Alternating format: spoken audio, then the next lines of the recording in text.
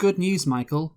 Good news. Shira Haas has been cast as Israeli superheroine Sabra in the new movie Captain America: New World Order. Okay. Isn't that wonderful? Wow. What's her yeah. name? Gal Gadot was robbed. I know, right? Well, here's the thing. People are making jokes about how, her superpowers are committing war crimes against Palestinian children, and, people are getting their jokes off. But if you actually look at the the actual character, it's very interesting. So Ruth was the first superhuman agent to serve with the Mossad, the the Israeli Secret Service. I don't know if you can be a superhero serving with them, but anyway. She became a police officer in addition to serving as a government agent. Her first public act as Sabra, so that's I guess the name of the superheroine, was a battle with the Hulk. And do you know why she battled the Hulk, Michael? Because he said free Palestine? She mistakenly thought the Hulk was working with Arab terrorists operating in Israel. Wow, they're really they're just profiling anybody who's not white now, even if they're green. Yeah, literally, yeah. So there you go. That's literally the and I like how also, it's clearly going to be, I'm going to be watching that with a Hawkeye when that movie comes out, pun intended, kind of. Haha, yes, exactly. To see if there's any pro-Israel propaganda like there was in Wonder Woman, in Wonder Woman 2 in 2020. But yeah, I just find it funny again, like they've called it New World Order. I know, yeah, I was thinking that, I don't know, maybe they're going to go the opposite direction. Good meme here with Padme and Anakin. Anakin is saying, so the next Captain America film is going to feature an IDF Mossad agent. And Padme says, oh, as the villain? Anakin doesn't say, oh, as the villain, right? But yeah, great stuff. Yeah. Oh dear. Yeah, the actual villain will be Jeremy Corbyn.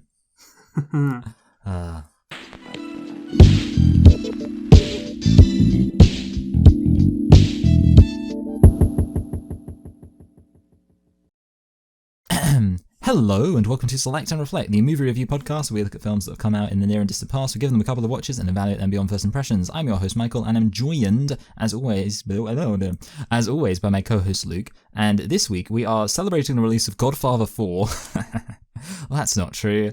We're celebrating the 50-year anniversary of the release of The Godfather, by looking at The Godfather. So Luke, why don't you tell us a thing or two about The Godfather? Certainly, Michael. So, The Godfather is a 1972 American crime film directed by Francis Ford Coppola. It's good that we are doing The Godfather today. I just realised it until today.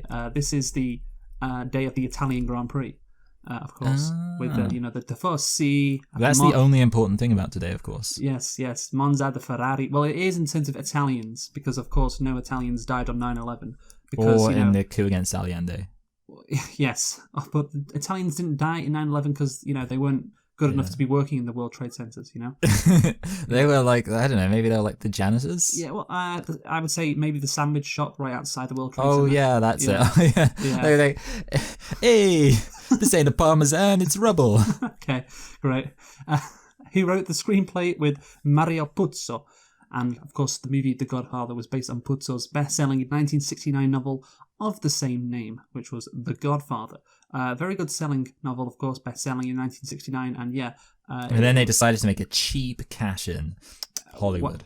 Oh, yes, yeah, the movie, yes. Yeah. So, yes, the movie stars, Michael, Marlon Brando, Al Pacino, James Caan, Richard Castellano, Robert Duvall, Sterling Hayden, John Marley, Richard Conte, and Diane Keaton as well. So, the release date was March the 24th, 1972 in the United States. Of course, we, like you said, Michael, are doing it because it was 50-year anniversary. And obviously, we're a bit far away from its 50-year anniversary. But crucially, Coppola was announced as director of the film on September the 28th, 1970. So that's something, right? Ah, okay. Yeah. That's the important thing, because he was, I think it's fair to say, a big part of the film being made, the director. Oh, yes, and literally considering how he had to fight Paramount, it really is a case of, the director, I mean, not just saved... You could say him being chose was of paramount importance. Yeah, literally. I mean, he didn't just save the movie, he just made it. Like, the studio, another example of the studio trying to kill a movie before it had a chance to succeed. That's what they wanted it to do, which we'll get into, but Coppola denied them that opportunity. Yeah. Anyway, Michael, can you guess what They wanted to force them to put venom in it. Okay, can you guess what the budget was for The Godfather? Not really. Because I don't have any idea. Like, obviously, Marlon Brando, I guess, was like the big draw, so maybe he cost a lot of money. But he was a pretty principled guy because he did turn down the Oscar. So, but then maybe he asked for a lot of money so he could give it to all his Native American comrades. So it's all over the place, really. And then on top of that, you got this thing called inflation. So I feel like no matter how wrong I am, I won't feel bad about it. So let's say it costs $4 million. Okay, you know what? Not that bad a guess. If you did get it very wrong, I would have made you feel bad about yourself. No, you couldn't do it, Luke. So I'd insulated myself by convincing myself that I couldn't possibly know. The budget was between $6 and $7.2 million. So how about the box office, Michael? Well, I mean, I think it probably made money. I don't really know how much money was money back in the day. I don't know. Like, this again, like, could be totally wrong. Ah, crap. This is funny. 40 million. Yeah. Wrong. Okay. Yeah. Okay. So you know what? Actually, Michael, I'm looking and I'm thinking here. What was your guess? What's your final guess? I said 50 million. Okay, so 50 million. That would mean, just by my quick calculations, you are 5 times off. Oh, lovely. What this movie grossed. The gross was $250 to $291 million. Oh, wow. Yeah. So this, and I think the 291 million maybe because of re-releases. I'm assuming that's the case. Yeah. Yeah, so that extra 41 million was from after its initial release. Again, a good guess, I would hope. And yeah, so you, of course, half was 125. You were less than half of less than half, right? Yes, yeah. Yeah, that's not good, is it? No, it's not good. But then having said that, I mean, I don't know, like, I don't feel that bad because I feel like there was one time, and it was probably a film from like earlier ago, but I feel like there was a time where I guess like quite high for quite an old film, like in the hundreds of millions of range, and you were like, no, that would be too much. I remember you guessed 400 million for God's Not Dead. Oh, really? Yeah, which was hilarious. Yeah, that was funny. So yeah, I basically given you 2 marks for that one. You know, normally you just lovely. get a mark. Yeah, but you get 2 marks because it was such a bad guess. But anyway, would it surprise you to know, Michael, that The Godfather was the highest grossing film of 1972? No, Luke, that wouldn't surprise me because actually that seems like quite a lot of money. Yes, and for a time was the highest grossing film ever made. Mm-hmm. Ah. Yeah, so I'm surprised they didn't make a Godfather 2. Oh. Yeah, I'm looking forward to reviewing The Godfather 2 when we get to it.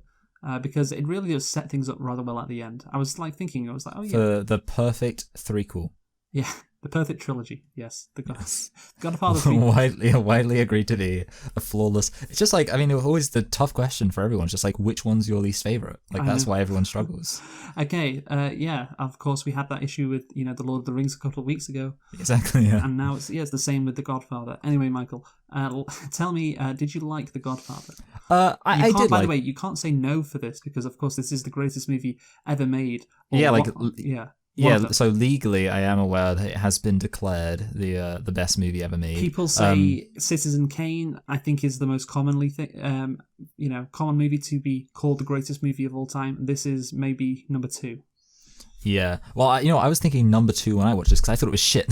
No, basically, yeah, I'm not gonna do a Peter Griffin. Of course, that's the other thing. Like everyone remembers the Family Guy. I did not care for the Godfather. But yeah, I mean, the thing is, like, this film is very good, and when we're talking about it, you gave an indication as to, when we're talking about what we're going to talk about, you gave an indication to thinking it's very good. I will say, like, that I think part of it is definitely, it's one of those kind of, the legacy is part of it, like, what, like, I guess the kind of time significance of the film, because I would say, honestly, that I wouldn't say it's, like, massively better than some of the other kind of gangster films out there. Of course, lots of other gangster films are very well regarded. But yeah, for me, I would say, spoiler alert, it's not like despite its reputation. I mean, bear in mind, I feel like we also gave like Shawshank Redemption. Like, I feel like I gave it like a 7 or something.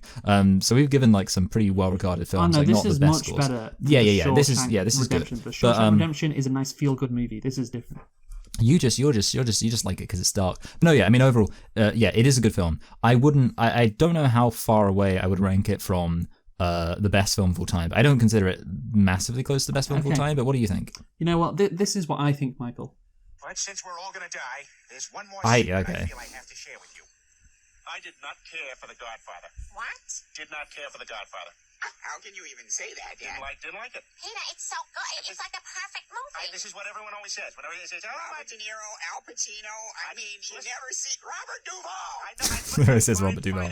Did not like the movie. Why not? Couldn't get into it. Explain yourself. What didn't you like about it? It insists upon itself, Lois. It insists upon itself. What does that even mean? Because it has a valid point to make. It's insistent. Forever getting in, and you spend like 6.5 hours, and then I can't even get through. I can't even finish the movie. I've never even seen the ending. You've never seen the ending? Well, how can you say you don't like it if you haven't even given it a chance? I agree with Stewie. It's not really fair. I have tried. I get to the scene where I get to the scene where all the guys are sitting around on the easy chairs. Yeah, it's a great scene. I love that It's scene. not a great scene. Every anno. I have no idea what they're talking about. It's like they're speaking a different language. That's where I lose interest. Speaking Italian. The language they're speaking is a language of subtlety, something you don't understand. I love the money pit. That is my answer to that statement. Exactly. Well, there you go. Whatever. I like that movie too. Okay. Those aren't really my thoughts. Yeah. You don't really love the money pit. It has, it has a valid point to make, which is power corrupts, doesn't it? Allegedly. Allegedly, power corrupts. You watch this movie and you're like, oh, it has influenced so much in pop culture. Like, you can watch Succession, and you can, of course, that's the modern TV series, which is very popular nowadays. And it's like, okay, yeah, obviously it's easy to compare that to The Godfather. And of course, you can watch even sort of, something a bit different. Like for some reason, when you said you could watch Evil, I literally thought you were about to say you can watch Even Stevens. I don't know why I thought you were, and of course, you can watch Even Stevens. I was like, oh yeah, okay. You could. Yeah, again, the political intrigue is central to it, of course. The machinations, Game of Thrones, for instance, which of course isn't gangster movie. It's a high fantasy movie or TV series. Sorry, that is another example again of something which you could see why again Game of Thrones is popular for the same. I know reason. there's a theme of betrayal, which of course you see in the Bible. So. Okay. Yeah, that was probably influenced. Yes, and then you could, of course, link it to other gangster movies, as well. Like, it's very easy to see, why is the best TV series of all time, apart from Breaking Bad, why is it a gangster TV series, The Sopranos? Why did people say Goodfellas may be the greatest movie of all time as well? It's because it's inherently interesting, the head of the mob, studying the inner machinations of this like political family who are doing, a bunch of crimes and so on. Of course, The Sopranos is different to The Godfather in a number of ways. How The Godfather is really about the mob, when it's at its peak, compared to, The Sopranos, which is about American decline, the decline of the mob, and so on and so forth. Which, again, you don't really get here. This is more about how, look at all this power this person has, and it corrupts them. It turns them into a evil person, essentially, with no morals. And that is why, that I think this movie is so popular. And I think, for me, it does, at parts, you could cut a bit from the movie. I was kind of thinking, I was kind of thinking that too. So I feel like we'll probably, I don't know, I'll be interested because there's a particular moment where I thought like, okay, this feels like it could, be trimmed a bit. It's 2 hours and 55 minutes long. You could get it down to 2 hours 40. I think pretty much like James Gandolfini, it could stand to be slimmed down a bit. Yes, R.I.P. to him, and R.I.P. to Paulie Walnuts, James Caan as well, who died this year as well. So yeah. Oh yeah, he did. Yeah, he did indeed. So anyway, let's get into nitpicks. How many nitpicks do you have? I got one. Okay, I have got 2. So you go first. I didn't realize you hated this film. No. So basically, it's like the guy. I guess it's the police officer. His reaction to getting shot in the head. I feel like a lot of people have talked about how kind of weird it is. And the thing is, like, I have never shot someone in the head, and I don't think I've ever seen a real life person get shot in the head.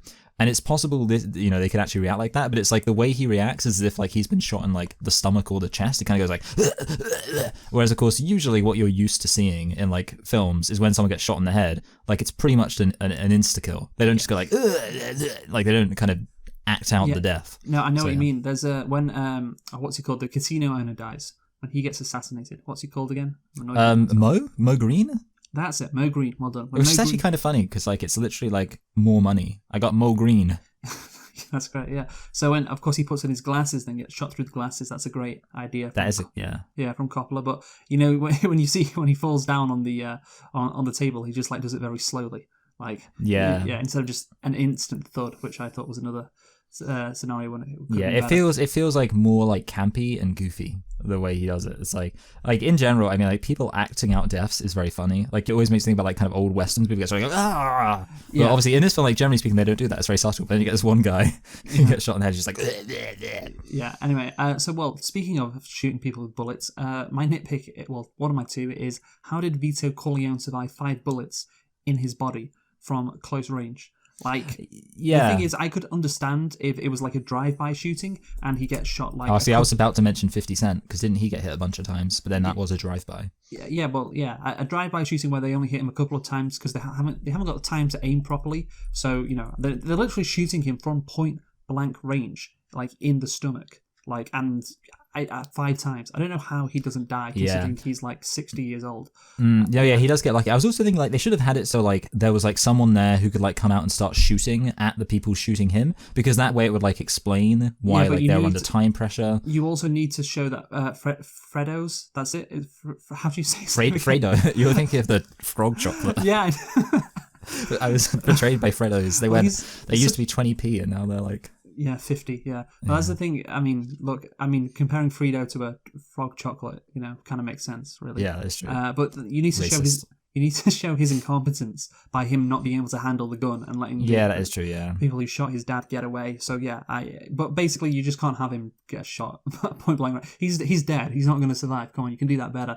Also, Michael has this bruise on his face for probably weeks because he goes like to Sicily and it's still there, and it's like how I thought he'd been at Sicily. The passage of time, of course, isn't communicated when he goes to Sicily, but I would have assumed. I would think at least weeks. Yeah, I was thinking like months. Yeah, and it's still there. And it's like he'd been punched yesterday. I mean, it wasn't even that hard a punch, was it? So no, he just got punched by a random policeman. Yeah, I was kind of like, but then like, don't they have a line later on where it's like they imply like he got like fixed up, like he got like surgery?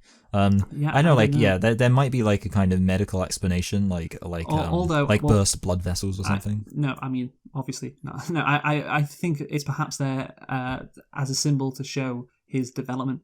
Perhaps the blackness is his hatred and his and then when he gets it fixed, like, oh, now he's ready to become like the Godfather. Now he's ready to take over from his father. I'm not sure. Maybe there's something there. That's what I thought though. So we'll see. But anyway, let's get into the plot of The Godfather, Michael.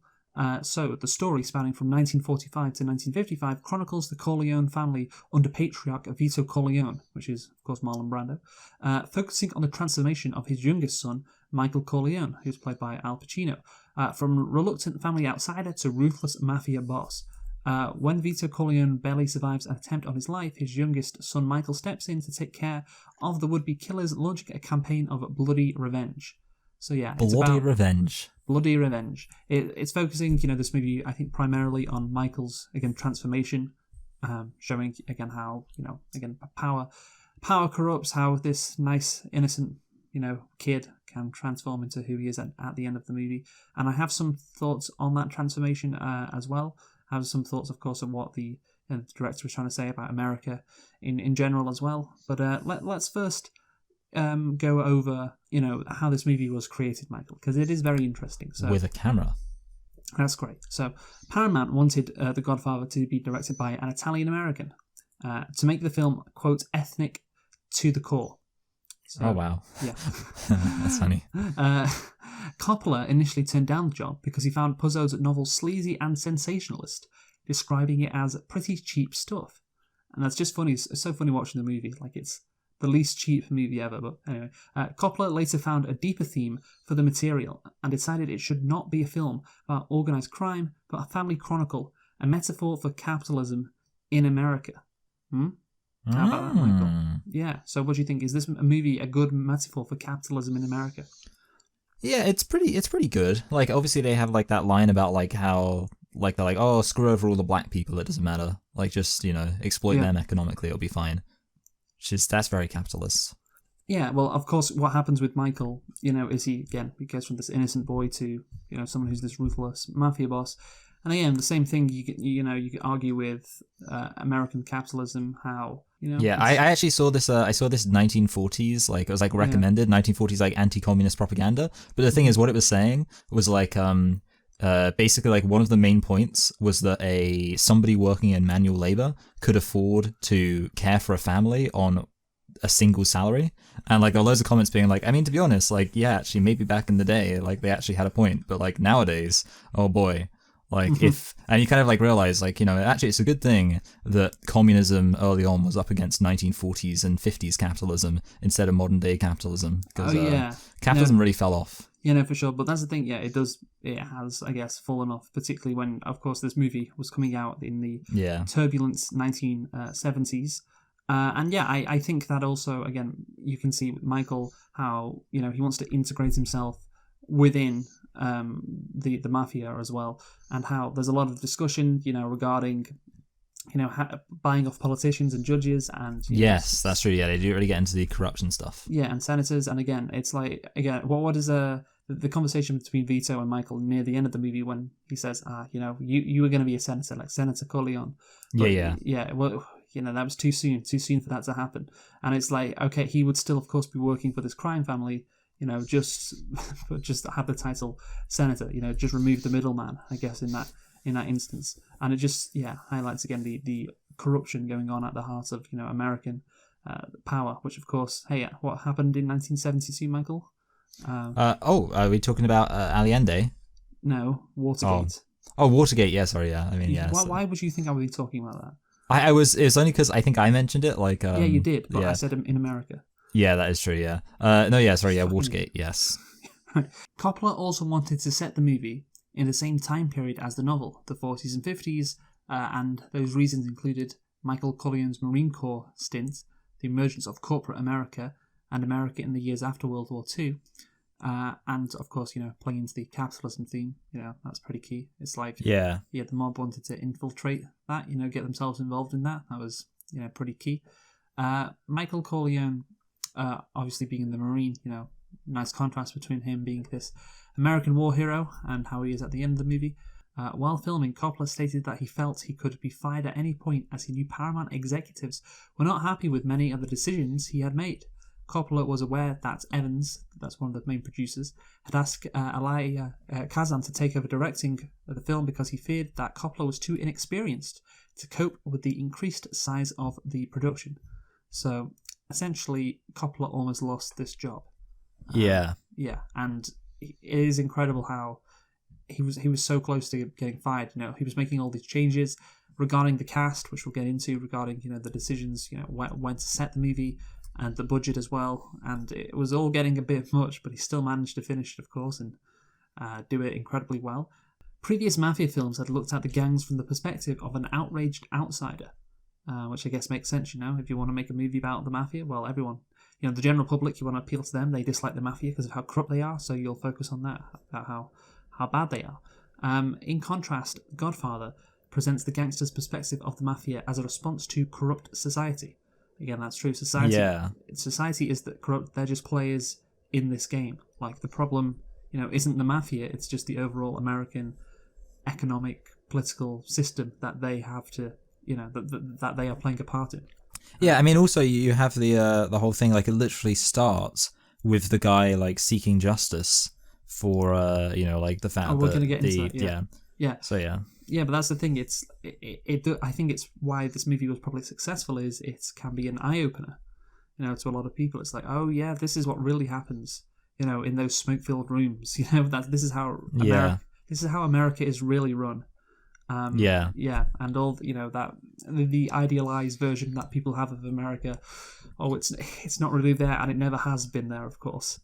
So yeah, again, this is why it was so popular, and this is the first movie to do this kind of thing. And of course, there have been plenty of movies since then that have done that, you know, that have tried to replicate this. Yeah, but, it was really a standard bearer, you know, one of the original films to do this. Again, which is why it's so legendary. Also, the Corleone family is presented as immensely rich and powerful. No scenes depict prostitution, gambling, loan sharking. Although many films about the gangsters preceded The Godfather, Coppola steeped his film in Italian immigrant culture as well, and his portrayal of mobsters as persons of considerable psychological depth and complexity was unprecedented. Yeah, I think that's a good way to phrase it. It's unprecedented, you know. Oh, look at these evil characters, who are, mobsters, or we know what they're like. But no, it's like, they're just human beings like everyone else, and they're players in this game too. And of course, Michael Corleone does become, I guess, kind of evil, like I said. Well, when I say he becomes evil, he's just really asserting his dominance. Yeah, and he's still the main character. Yes. He's asserting his dominance over everyone else, and of course, it's a descent, but he's not evil. He's just now become he's a player in this game now, and so therefore to win, you have to basically be like what he turns into at the end of the movie. That is the message. These mobsters, again, no prostitution, no gambling, no loan sharking. Yeah, it's just like they could be almost, sitting in a boardroom, doing this kind of stuff. So yeah, again, like it's taking a whole new look at mob movies. I think was what Coppola was trying to do, or trying to reinvent the mob movie, and of course he certainly did that, and then some. Anything more to say? No, yeah, I agree with you that like the whole thing about how it is interesting that you never really see them doing the criminal stuff, and yeah, that does make it kind of, I guess, about power and kind of organizations more generally, and yeah, I like that. Yeah, you are basically forced to look at the big picture.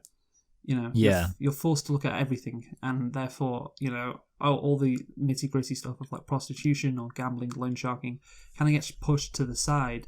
So, now people are focusing on, this is what really happens, in the background of American society. The outrage kind of dies down, and it's like, this is what it is like. And yeah, that is, again, was unprecedented at the time. So, in 1945 New York City, this is going into the actual movie, by the way, the Corleone crime family, Don Vito Corleone, listens to requests during his daughter Connie's wedding. Again, this is a very, like we said, different kind of gangster film. These gangsters are wise and understand, situations regarding Italian Americans in America, and big into the respect. Yes, he's like, you come to America, the police treat you well, you make a lot of money, but you see, we are still important, like, again, offering a big picture, version of like what it is like for Italian Americans, Italian American immigrants who have come from Italy, how they are treated in America, and how ultimately there is a reason why the mafia exists, because America was a corrupt society, and therefore you have these institutions like the mafia that therefore they are set up. They find their place because people are crying out for some, I guess, justice, as the man says. Like you say, Michael, justice, protection. He's not getting that from law enforcement, America, so you have to turn to somebody else. Again, looking at the big picture regarding everything. Yeah, not focusing on the outrage of the mob. Of course, one of the things that Vito Corleone mentions is a Sicilian can't refuse a request on his daughter's wedding day. Yes. Which has become pretty iconic, hasn't it? Yeah, well, of course. I mean, I was remembering that one of the first films we reviewed had a Godfather parody in it. Which was? And that was Zootopia. Okay. There's the mouse, and he's like, you come here on the day of my daughter's wedding. The only thing I remember from that is that there's a line where he says, ice 'em. And then, like, it's literally like a cooler, and, like, they're going to be thrown in the cooler, and that's what it means to be ice. That's all I remember. Okay, yeah. Do you want to do an impression of Vito Corleone saying that? I kind of want to, I want to put, like, I was going to, like, try and put something like, hey, you come to me on the day of my daughter's wedding with such disrespect. You never, all the time, we've been friends, you've never messaged me on Facebook or anything, you never like my Instagram posts, and now you come to me and ask for a favor. It's a good modern twist, yes. Thank you. Yeah. You come to me on this day, my daughter's wedding. It does. You do kind of sound like Watto, don't you? I know, yeah. Hey, I only care about the money. Okay. Yes, yeah. No, that's from the new Captain America New World Order. Oh, yeah. Anyway, so yeah, again, the contrast is very well done between the bright sunny wedding outside and the dark shady room inside where Corleone is doing all of his deals. Very, very, very good contrast there. And anyway, of course, we have to talk about Marlon Brando. Yes. So Puzo was first to show interest in having Marlon Brando portray Vito Corleone by sending a letter to Brando in which he stated Brando was the only actor who could play the Godfather. Of course, Puzo writing the movie, writing the book and then helping write the movie. Yeah, he certainly had a great idea in his mind about who should play this character. Despite Puzo's wishes, though, again, this is Paramount, the executives at Paramount were against having Brando. Sounds like someone needs to get a horse's head. Partly due to the poor performance of his recent films and also his short temper. Coppola sent Brando's audition tape to the Paramount executives, and the executives were impressed with Brando and allowed Coppola to cast Brando. And again, it's so crazy that Paramount, they almost fucked it up. They almost fucked it up by getting rid of Coppola, by setting it in a different era, and again, with the casting, they didn't want to cast Marlon Brando. Even though, Coppola wanted him, Puzo, who wrote the novel, he wanted him, and of course you see him, he's literally perfect for his role. He commands every scene he is in. He's just got this fantastic quality of just, he's the Godfather, he's the patriarch of the Corleone family, and he plays that so well. It's unbelievable how good he is for this role, wouldn't you say? Yeah, that's the thing, I don't know, Marlon Brando, he's really, I saw somebody talking about, how he's a really great actor, and he really is, you think, I don't know, just because he was so handsome, you always think to yourself, oh, he must have just got where he is from being a handsome guy, but no, he's also a good actor, and obviously, I mean, everybody knows the whole thing about, he put, the cotton buds in his mouth to, do the performance, and that's that's a really well done, dude. You're so clever. You're so clever to have come up with that. And that's the thing. If you showed, I don't know, somebody, what's that film, A Streetcar Named Desire, and then you showed them this film. I mean, obviously there's quite a few years in between it, but still, it would be you wouldn't even believe it was the same person. And that's what you want in an actor. Again, just a fantastic actor, just a fantastic performance, but just a perfect fit. And of course, the two guys writing the movie knew it, and obviously it revived Brando's career. He went from, again, a guy who was, it's Marlon Brando, really? Do we really want him? He's washed, he's past his best. All of a sudden, he's the biggest actor in Hollywood once again. Incredible stuff from Brando. You can't imagine anybody in the movie who, replacing him. You just can't, can you? No. I mean, obviously, I don't really know many other 1970s actors, but of the ones I do know, he was just Sylvester Stallone. Yeah, that'd be. I mean, he's got the funny voice down. Exactly. Yeah. Okay, but of course, this we didn't mention because I think it's common knowledge. This movie won the Academy Award for Best Picture, and of course, Marlon Brando also won the Academy Award for Best Actor. So yes, not really that surprising, and also it won Best Adapted Screenplay. Too. That was the third Oscar that it won. Only won 3, but considering I think a lot of great movies get disrespected, so I always like a common Academy W. Yes, again, it's okay, well, at least they got it right this time. At least they got it right and didn't give the Best Picture to some film that nobody's ever heard of. Anyway, or nobody nowadays has ever heard of course. Anyway, so let's talk about Michael now. Michael, Vito's youngest son and a former Marine. Of course, he introduces his girlfriend Kay to his family at the wedding reception, and it's explained to Kay how Johnny Fontaine, a popular singer and Vito's godson, was helped out by Michael's family. That's my family, Kay. That's not me. That's true. Yes, that is what he says. Because I made him an offer he couldn't refuse. Yes, Michael is wearing, of course, an American military uniform too, to show how he's different to his family. He actually is part of America's, one of America's at the time, of course, good institutions. One of the institutions that can be relied upon and respected. And if you want to, compare it to when this movie came out in the 1970s, of course, the Vietnam War. How people quickly, well, not quickly, I guess, but people eventually learned the truth about the American military with Vietnam. You can contrast that to Michael's descent as well, as well as American capitalism as well. Basically, everything is not as it is portrayed in this movie. Yeah, everything is actually quite a lot worse than you were led to believe that. The great line, okay, so we're skipping forward with the great line later in the movie when Michael is talking to Kay and trying to win her back, and she's like, your dad's not like a senator. Senators don't go around killing people. Don't be. Oh yeah, it's like now you're being naive. Now you're the one being naive again. This is a wake up call for America. This movie, in a lot of respects, you don't be naive anymore. Everybody, don't be naive. But yeah, of course, at the start he kind of is. He's wearing that military uniform. He's like, yeah, that's not my. That's my family, that's not me. I'm different. And, of course, I think the best thing about TV or movies, in terms of character arcs, is when a character becomes, I guess, evil. Again, that's too simplistic a word, but it's just the easiest word to use, the descent, basically. The descent from a character who is, kind of innocent to someone who is corrupt. Someone who, again, has been enveloped, I guess, by, whatever world they are in. Of course, I mentioned, the greatest TV series of all time. Maybe it's The Sopranos, or maybe it's Breaking Bad. And you have, of course, what happens with Walter White's character, Michael. He falls. He becomes evil. He breaks bad. He breaks bad. Yes, exactly. He breaks bad. He goes from a high school chemistry teacher to a murderous drug lord. And that is, of course, gripping TV to see that. It is so fun to watch. And it's the same with Michael. Have you got any more examples of that? Someone who's nice, a nice person just becoming really evil. Yeah. Anakin. No, that's not very well done. I don't know if I have anything to say. The prequels, yeah.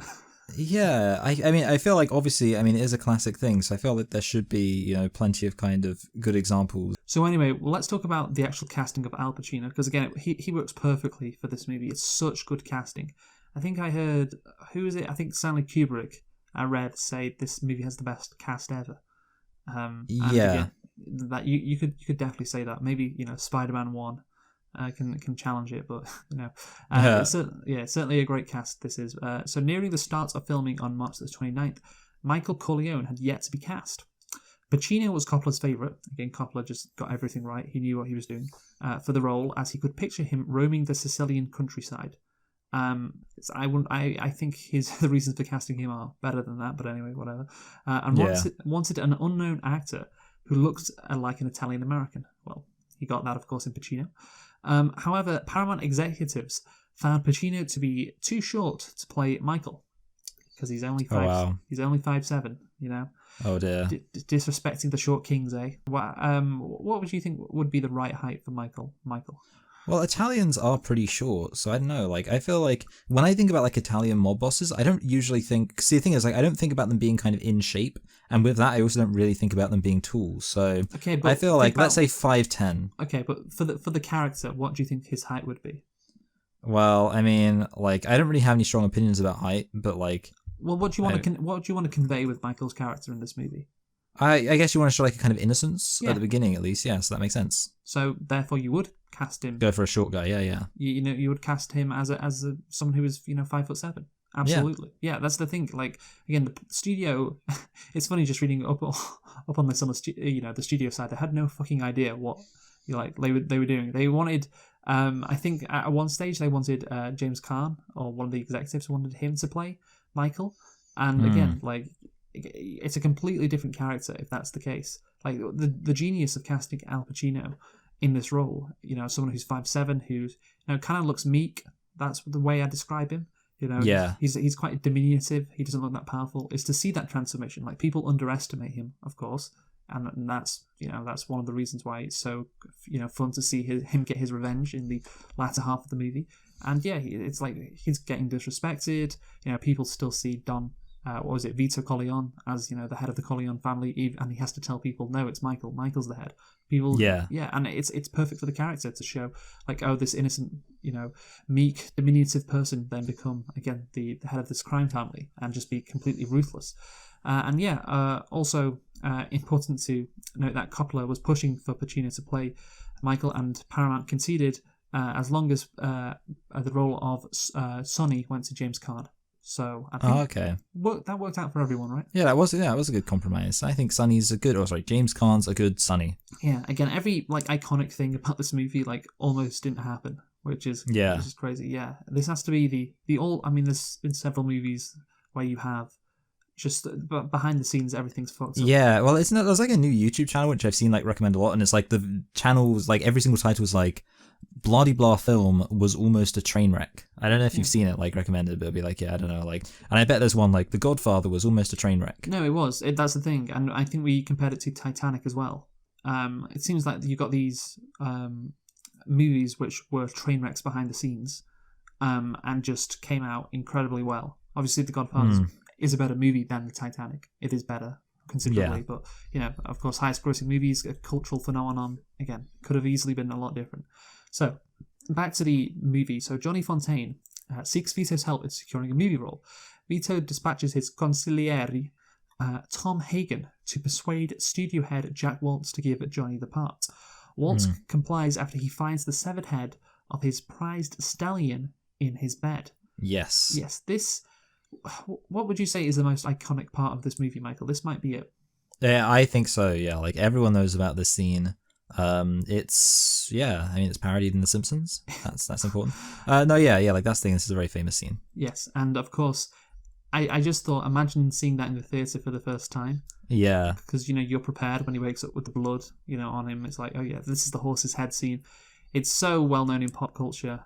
It's apparently it was a real horse's head, too. Oh really? Yeah. Oh really? Wow. Yeah, but the horse was going to die anyway. Yeah. So they just cut the head off of the horse. Again, what a moment. So it's so great that Coppola got that in. And also, it's kind of funny that it is like a side quest that it appears in. Yes, no, that's what I was going to talk about. It is a side quest, as you say. Yes, it is not really related to anything else in the movie. You could have easily like cut that part out, and the movie still would have worked. Without a hitch. But again, it shows very well how the mafia operates, and of course, Coppola was given license by the studio to make a movie that was almost 3 hours long. Yes. So yeah, that means this is one of the scenes that you can put into the movie. And yeah, again, if the studio was more, well, they were demanding, but if they'd gotten their way more, this might be one of the scenes that was cut. Again, I'm not sure, but that wouldn't be surprising, right? Yeah, exactly. So anyway, the plot then kicks off when Tom Hagen gets back from Los Angeles because it's near Christmas, and drug baron Solazzo. How do you say that, right? Solazzo? I think it's Salazzo. Yeah, Salazzo, even though it's a bunch of O's. Oh, maybe it's Salazzo. I don't know, yeah. Yeah, I don't know. Something like that. Anyway, he asks Vito to invest in his narcotics business and for protection from the law. Vito declines, citing that involvement in narcotics would alienate his political connections. Suspicion of Salazzo's partnership with the Tattaglia crime family. Vito sends his enforcer, Luca Brasi, to meet with the Tattaglias. Brasi is then garroted to death during the meeting. So, yes, and Luca Brasi sleeps with the fishes. Again, another iconic thing. Yeah, when they send him some fish. Again, just and I don't know if they actually do that, the mob. That just seems very unnecessary. But I guess they have a penchant for flair, don't they? Hey, I thought you said Troy McClure was dead. No, I said he sleeps with the fishes. What's that from? It's from the one where Selma marries Troy McClure, and it's like the reason he marries her is because there's like what's the word, like rumors about him like banging fish. Classic. Okay. That's funny. Is that Fat Tony who says that? Yeah, Fat Tony. Anyway, so obviously the enforcers then gun down Vito and kidnap Hagen. So the Tattaglias are trying to get back at Vito for rejecting their drug baron. Yeah, essentially, and they need his political connections to make sure that the narcotics business can thrive in New York City. And without that, they're at risk of getting arrested by the law and so on and so forth. Again, just showing, this is all the political machinations behind the scenes. This is what really goes on at the top of the mafia. So some, again, political intrigue is great, I will say. I just find that interesting inherently. I don't know if you find that the case. Yeah, I do. Yeah, I like when there's like a conspiracy afoot. Yeah, and obviously Salazzo wants Vito out of the way so he can sell drugs with the help of Sonny. Yes, this was good. Like, I liked how kind of also, like, I guess, clear to understand all this was. Yes. Like, it's kind of like, okay, I got you. Yeah, Sonny wants to take the deal. Sonny likes the deal. And therefore, it's like, okay, get Vito out of the way.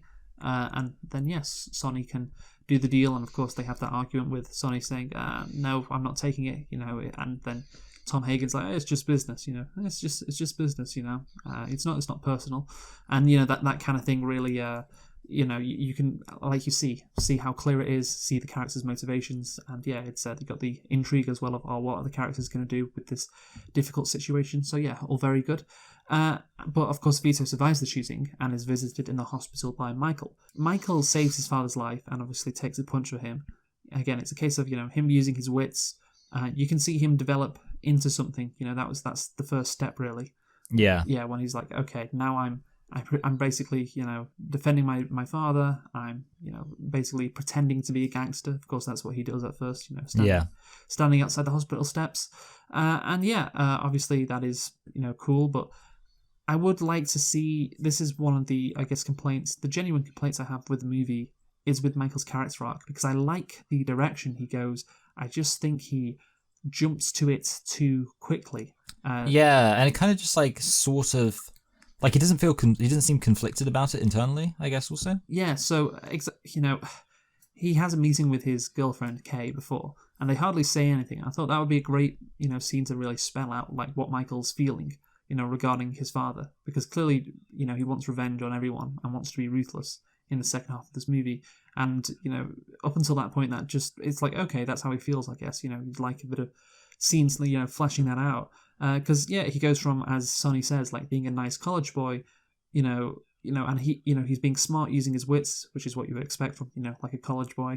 He's got the talent for this, but he doesn't necessarily want to do this, And all of a sudden, of course, his father gets shot, and you may expect, him to come into this family, into the crime world a bit. He ventures in a bit more, perhaps. That's what he'd do.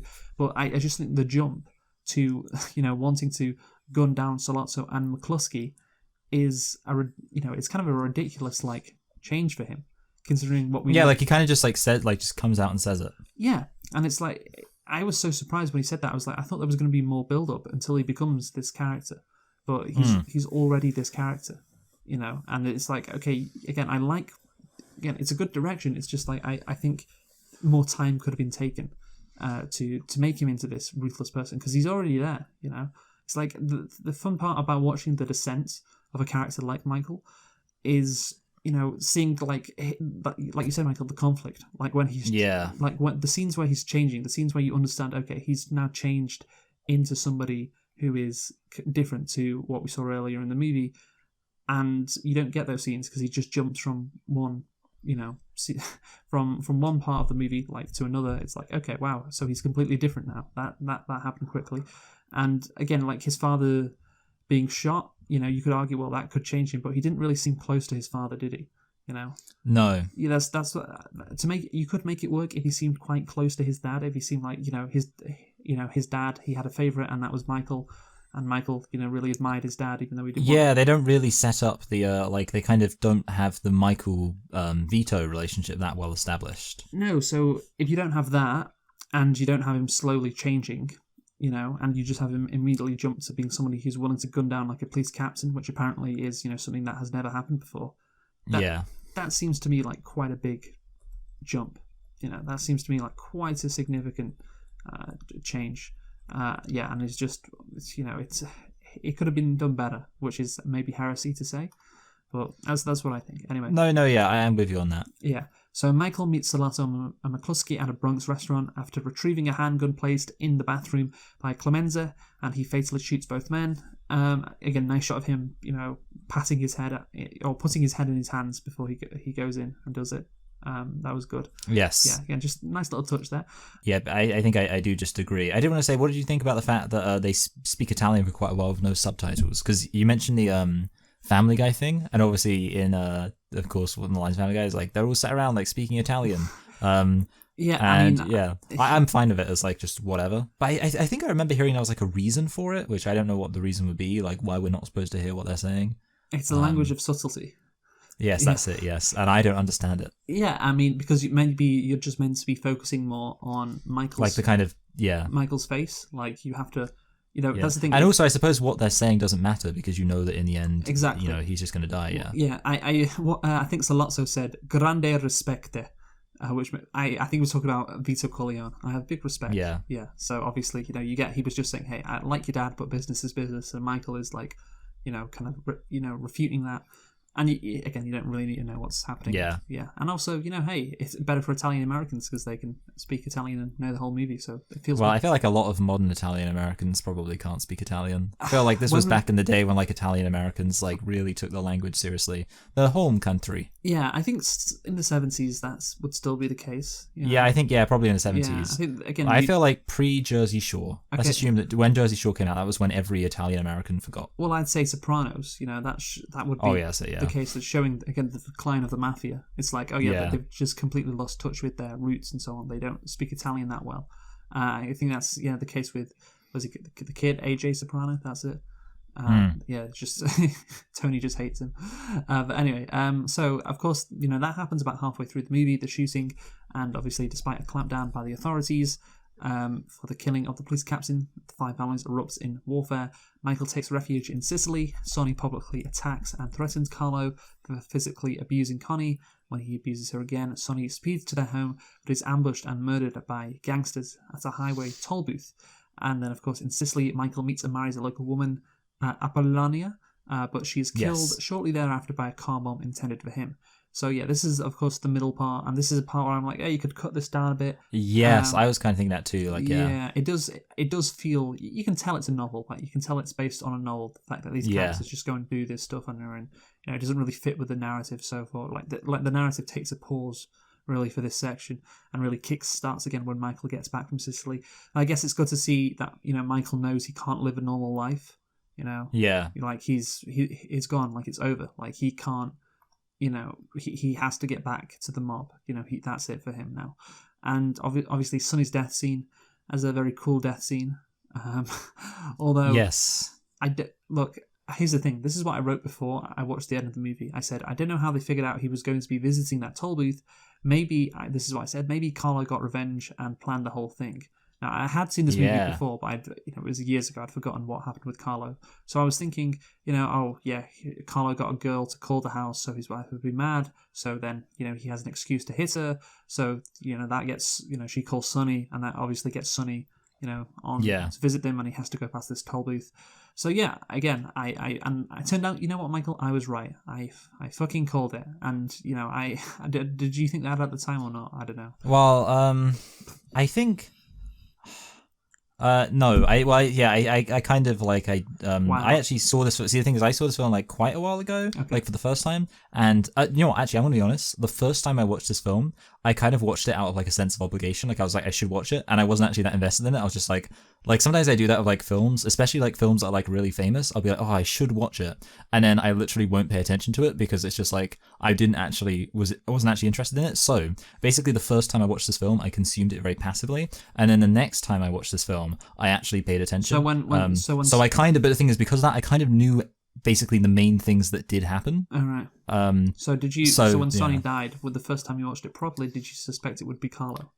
Yeah, the thing is, because I kind of like when I saw that happen, I sort of had like a memory in the back of my head of kind of half watching Carlo get killed at the end. Yeah. So I was like, I watched this movie probably like 10 years ago, so for the first time. Yeah. So I'd completely forgotten everything. Yeah, that makes sense. Apart from the main stuff, and I was like, that makes sense that it was Carlo, right? Who set Sonny up, and indeed that was.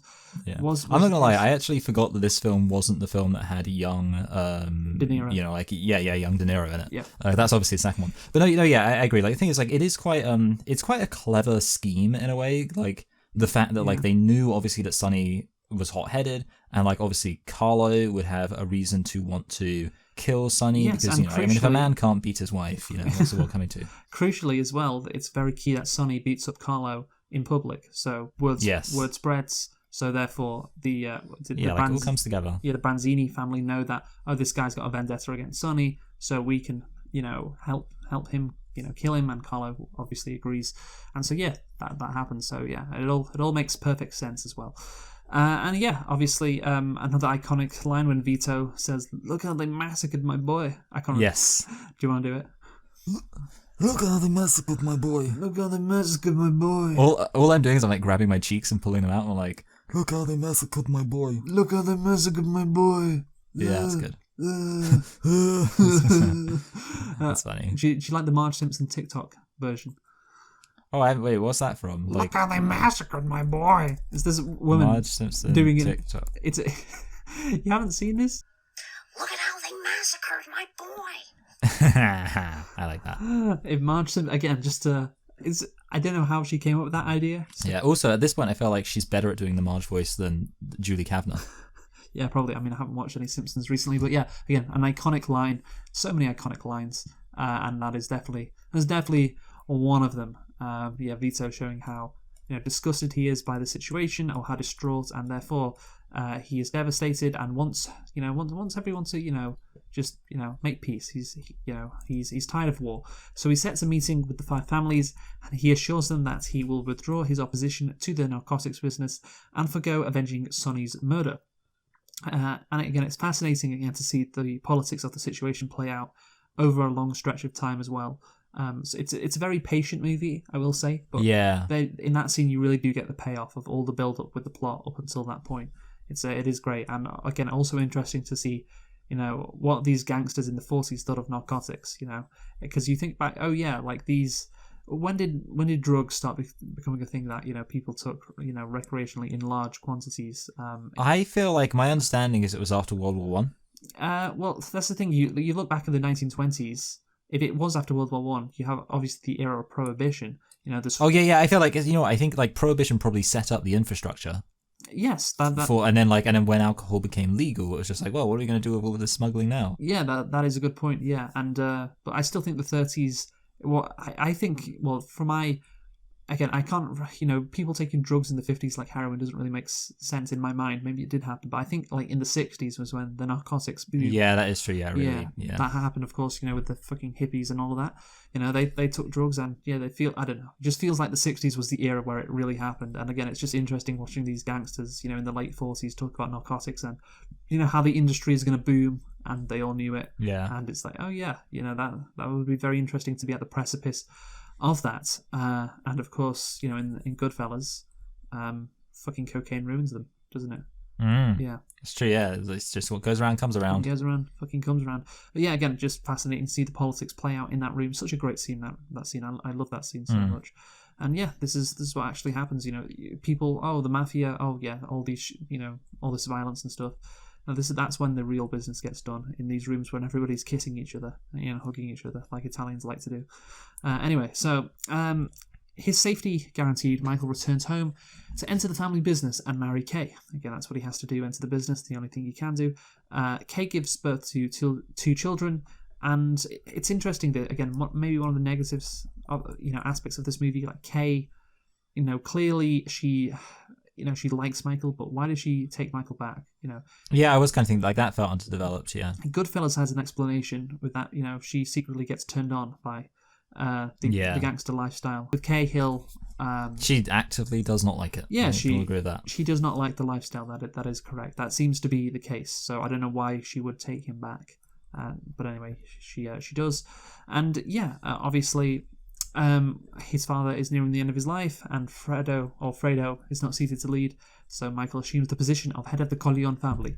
Again, this kind of happens just, this is the case. And I would like a scene with Michael being asked by his father to be in this position, and, Michael weighing it up.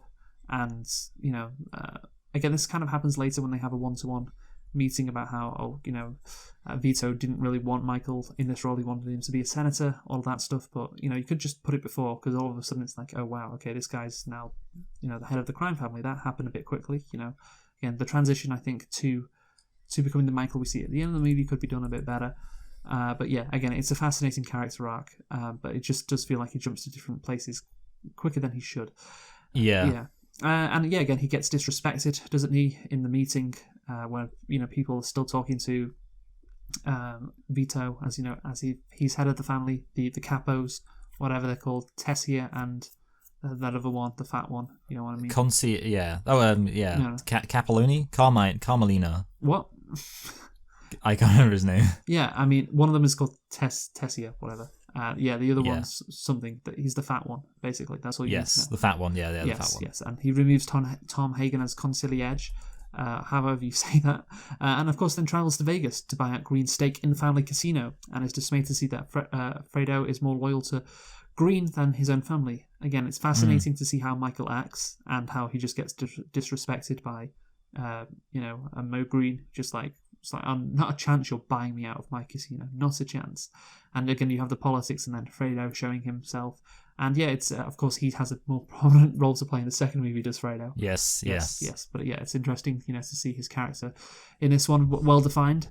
And yeah, obviously, then they go back to New York, and Vito reveals to Michael that it was Don Barzini who ordered the hit on Sonny, and warns him that Barzini would try to kill him at a meeting organised by traitorous Corleone Capo. Yes. That's what it's called. So in 55, Vito dies of a heart attack, and at his funeral, Tessio asks Michael to meet with Barzini, signalling his betrayal. The meeting is set for the same day as the baptism of Connie's baby, while Michael stands at the altar as the child's godfather. Literally, he's the new godfather now. Makes sense. Yes. Right? Yes. Corleone, hitman, murders the dons of the 5 families and Green, and Tessio is executed for his treachery. An iconic scene. Again, you think back to why Michael got rid of Tom Hagen, because he wanted a war consigliere, because he knew that war with the 5 families was inevitable, that he knew that's what he wanted to do. That's why he demoted, Hagen, and he wanted to take the casino, of course, to go legitimate. And yeah, the only way he could do that was to start a war, with the families and Green to get to the casino. And yeah, you compare that, of course, to his dad who wanted peace. You've got the contrast between, the young guy who wants to make a name for himself, isn't afraid. That old cliche about, time has passed the old people by. No Country for Old Men. Wow. Again, another great movie, Michael? Another great movie. Yeah. The character arc of Michael, again, you could say the process isn't great, but what he gets to is great. It is a classic scene. Yeah. And obviously, they do their religious kind of symbolism to show how it's something very intense. It's the scene where it's do you renounce Satan and all his ways? It's I do. And you just get all these people being shot. Yes, again, the contrast between what he would perceive himself to be, or not what he would perceive himself to be, the ideal person, and what he actually, becomes, Yeah. What my favorite kill is actually the one where the guy gets locked in the revolving door. Just because I feel I don't know, it's a good way to trap someone. I do have a criticism of a lot of gangster stuff in general. I've been watching the old Peaky Blinders recently, and I haven't enjoyed it as much as I maybe thought I would. I've concluded it's mostly just popular because of the aesthetic. Yes. I think a lot of people, it's not actually that good of a show. Peaky fucking Blinders. Yeah, exactly. Yeah, but what I realized is the thing is, a lot of gangster films, it kind of just seems to be that it's all about just having the initiative to do something, because a lot of the time it's really just if people decide to do things, they can do it. And I was kind of thinking about that here, because it's sort of he basically just decided to kill all of the Don people, again, and it wasn't impossibly difficult. He wanted revenge, of course. Yeah, it's funny though. I just find it interesting because it's it wasn't impossibly difficult for him to do it. He basically was just just send somebody to kill this guy. So I think probably they weren't expecting it, and probably that's it. Yes, how again, a line here would be good from someone, but they were disrespecting Michael.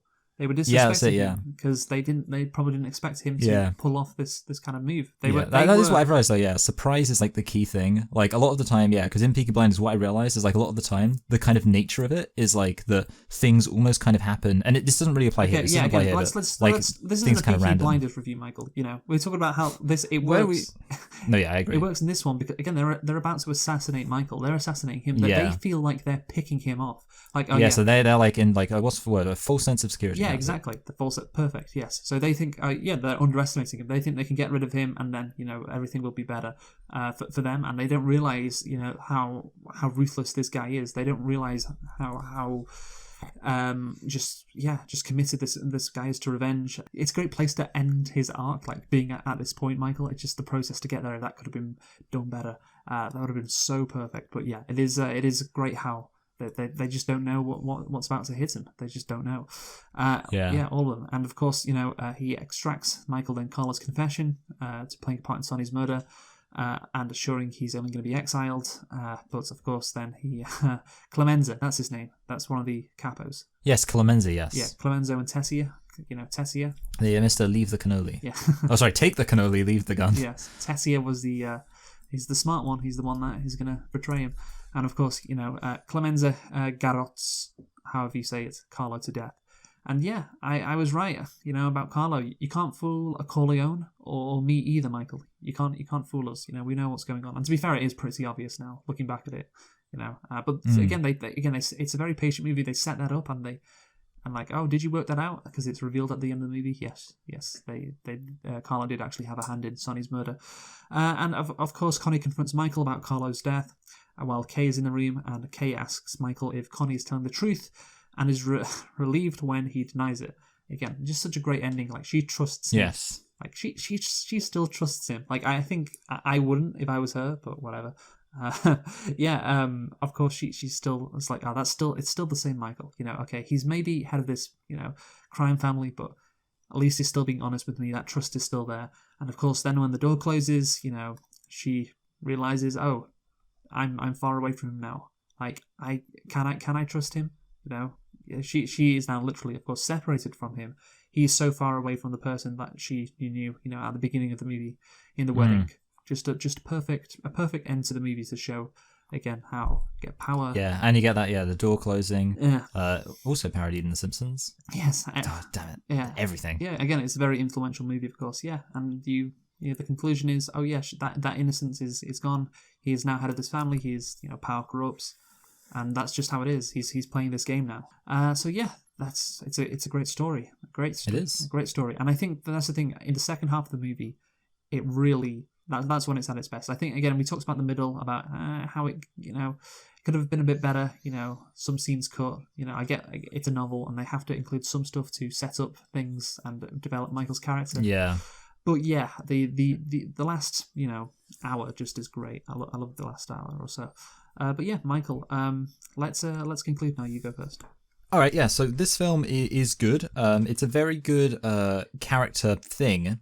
Having said that, obviously, yeah, there is the fact that, there are some areas where the character development isn't as kind of organic and convincing as it could be.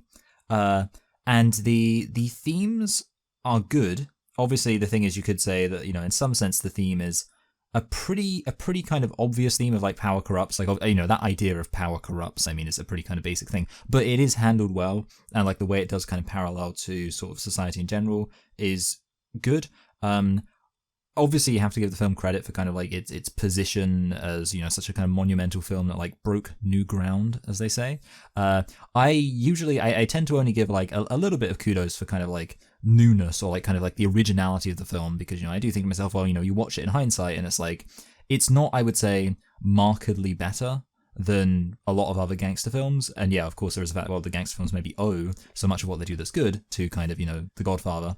But, nowadays, in hindsight, it's like, well, it's just another good gangster film. I think, yeah, mostly because of the fact that the characterization is not quite great, and also, yeah, the kind of plot and pacing isn't great. It's still good. I think I'm going to give it, you might think this is too low. I'm going to give it a low 8. Oh, wow. A low 8, damn.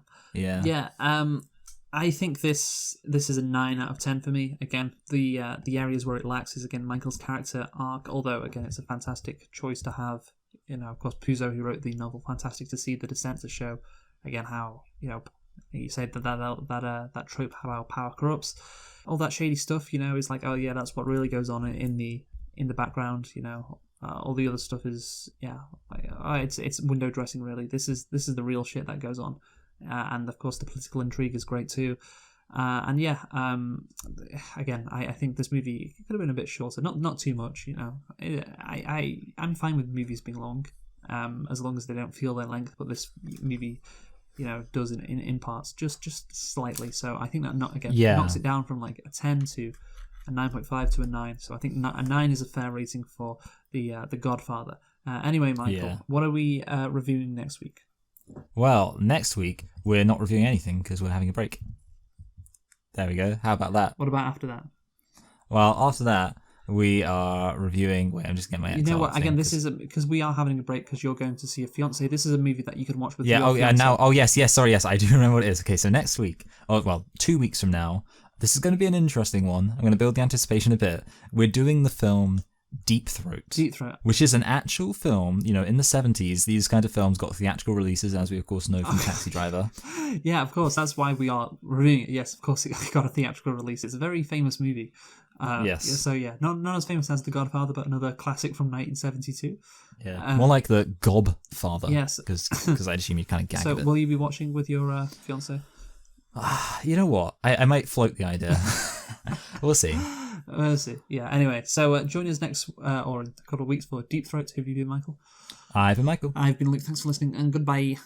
Goodbye. All right. Good stuff.